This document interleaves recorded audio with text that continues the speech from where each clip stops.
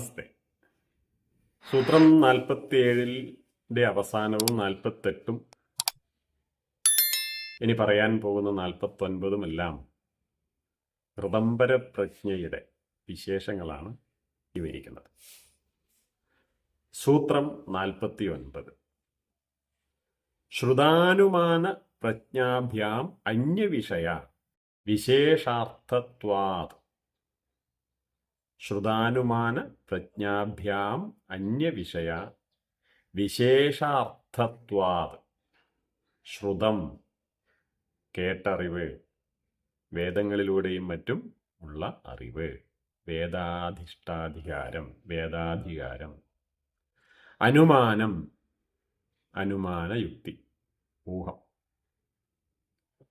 പ്രജ്ഞാഭ്യാം അറിവ്, ശ്രുതങ്ങളിൽ നിന്നും അനുമാനങ്ങളിൽ നിന്നും നേടുന്ന അറിവ്, നേടിയ അറിവിൽ നിന്ന്. അന്യ വ്യത്യസ്തമായ, വിഷയ ഒരു വസ്തുവിൻ്റെയോ സ്വഭാവത്തിൻ്റെയോ, അതാണ് വിഷയം. വിശേഷ അർത്ഥവത്,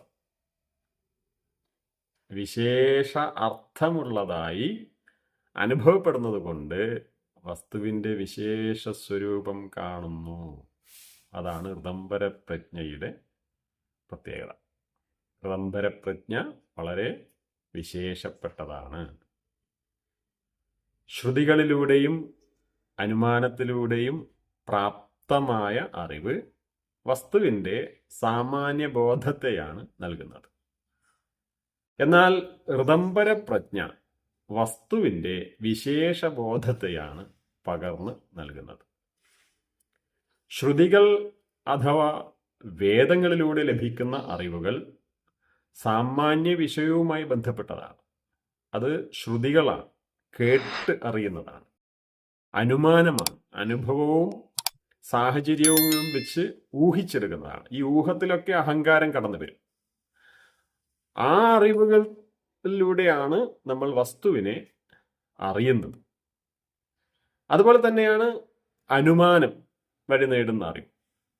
ഇവ രണ്ടിലൂടെയും വസ്തുവിൻ്റെ വിശേഷ ജ്ഞാനം ലഭിക്കില്ല.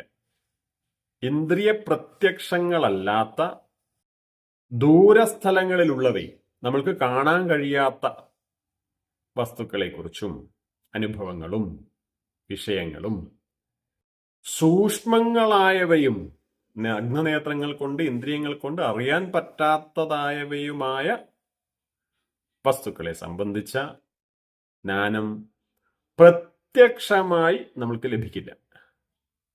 ഇവയെല്ലാം ഋതംബര പ്രജ്ഞാ ലാഭത്താൽ ലഭിക്കും എന്ന് വ്യാസൻ പറയുന്നു. എല്ലാ അറിവുകളും നമ്മുടെ ഉള്ളിൽ പ്രകാശിച്ചുകൊണ്ടേയിരിക്കും. അത് വേദങ്ങളിലുള്ള ശാസ്ത്രങ്ങളിലുള്ള അറിവിനും അപ്പുറത്തായിരിക്കും എന്ന് മനസ്സിലാക്കണം. പ്രകൃതി, പുരുഷൻ എന്നിവ സൂക്ഷ്മ വിഷയങ്ങളാണ്. ഇവ പ്രത്യക്ഷം, അനുമാനം തുടങ്ങിയവയിലൂടെ അറിയപ്പെടുന്നില്ലെങ്കിലും ഇവയുടെ വിശേഷങ്ങളില്ലാതാകുന്നില്ല. സമാധി സിദ്ധിയിൽ ഋതംബര പ്രജ്ഞ വഴി ഇവയുടെ അസ്തിത്വം തെളിയിക്കപ്പെടും. പ്രകൃതി സൂക്ഷ്മപ്രകൃതി, പുരുഷൻ നിശ്ചലാവസ്ഥയിലുള്ളത്, ഇത് നമ്മൾക്ക് ശാസ്ത്രയുക്തിയാ തെളിയിച്ചെടുക്കാനെല്ലാം വലിയ ബുദ്ധിമുട്ടുള്ളതാണ്.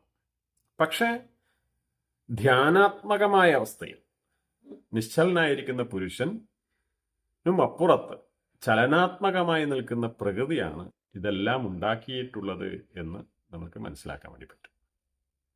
സൂത്രം 48 മുണ്ടകോപനിഷത്തിലെ ഭാഗങ്ങൾ, മന്ത്രങ്ങൾ നേരത്തെ വ്യാഖ്യാനിച്ചിട്ടുണ്ട്.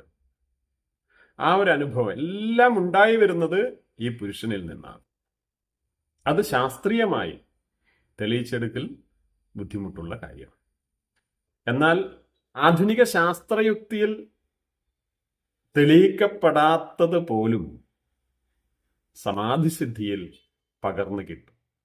അതുകൊണ്ട് തന്നെ ഇത്തരം ആത്മീയ അറിവുകൾ ഭൗതിക ശാസ്ത്രയുക്തിയാ തെളിയിക്കാൻ ശ്രമിക്കുന്നത് ശുദ്ധമണ്ടത്തരമാണ്. കാരണം അത് അപരോക്ഷ ജ്ഞാനമാണ്, മധ്യസ്ഥതയില്ലാത്ത നേരിട്ടുള്ള സത്യം.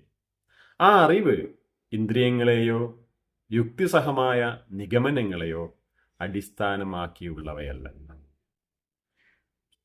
ആ അറിവ് അനുഭവമാണ്.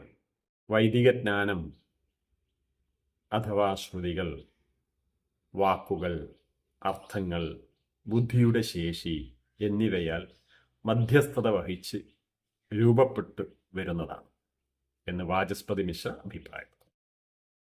അനുമാനം യുക്തിയെയും താരതമ്യത്തെയുമാണ് ആശ്രയിച്ചിരിക്കുന്നത്. ഇതിന് വിപരീതമായി ഋതംബരപ്രജ്ഞ സാധാരണ അറിവിൽ നിന്ന് മറച്ചുവെക്കപ്പെടുന്ന ഒരു വസ്തുവിൻ്റെ നിർദ്ദിഷ്ടവും പ്രത്യേകവുമായ സത്യം, വിശേഷാർത്ഥം മനസ്സിലാക്കി തരുന്നു. ബൃഹദാരണ്യക ഉപനിഷത്ത് 2-ാം അധ്യായം 4-ാം ബ്രാഹ്മണം 5-ാം മന്ത്രത്തിൽ യാജ്ഞവൽക്യൻ മൈത്രിയോട് ഇപ്രകാരം പറയുന്നുണ്ട്: ആത്മാവാ അരേ ദ്രഷ്ടവ്യ ശ്രോതവ്യോ മന്ത്രവ്യോ നിധിധ്യാസനവ്യോ മൈത്രേയി. അല്ലയോ മൈത്രേയി, ആത്മാവാകുന്നു ദർശിക്കപ്പെടേണ്ടത്, ശ്രവിക്കപ്പെടേണ്ടത്, മനനം ചെയ്യപ്പെടേണ്ടത്, നിധിധ്യാസനം ചെയ്യപ്പെടേണ്ടത്. ദർശനവും ശ്രവണവും പക്വമായാൽ മനനം പക്വമാകും. കാരണം ശ്രവണത്തിലൂടെ അഴുക്കെല്ലാം നീങ്ങി യഥാർത്ഥ ശ്രവണം, സത്യത്തിൻ്റെ ശ്രവണം, അതിലൂടെ എല്ലാ മനസ്സിനെ ബാധിച്ചിരിക്കുന്ന അഴുക്കുകളെല്ലാം നീങ്ങി ബുദ്ധി തെളിഞ്ഞു വരും. ശുദ്ധബുദ്ധിയാണ് മനനത്തിൻ്റെ കാതൽ. അതിനെ തന്നെ ധ്യാനിച്ചു കൊണ്ടിരിക്കും. ദർശനവും ശ്രവണവും മനനവും ഉറക്കുന്നതോടെ ഒരാൾ ഉറക്കത്തിലേക്ക് ലയിക്കുന്നത് പോലെ ധ്യാനത്തിലേക്ക് ലയിക്കും. ധ്യാനം എന്നത് ഒരു സമുദ്രം പോലെയാണ്, മഹാസാഗരം പോലെയാണ്. അതിൻ്റെ അടിത്തട്ടിലേക്ക് പോകുന്തോറും ആഴവും പരപ്പും തെളിമയും നിശ്ചലതയും ഏറിയേറി വരും. ഈ ധ്യാന പരിശീലനം നിരന്തരമായി ചെയ്തുകൊണ്ടിരിക്കുമ്പോൾ ഋതംബരപ്രജ്ഞയിൽ അധ്യാത്മപ്രസാദം കൂടുതൽ കൂടുതൽ തെളിഞ്ഞു വരുന്നതായി അനുഭവം.